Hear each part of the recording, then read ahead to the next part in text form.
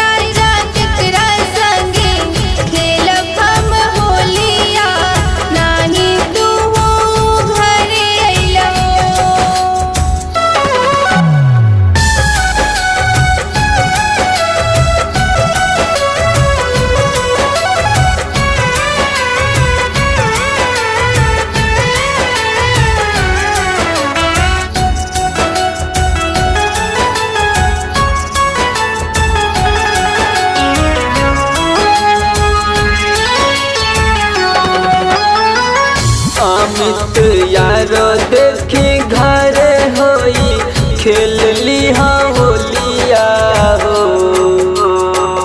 अमित यारो देखी घरे होई खेल लिहा होलिया हो।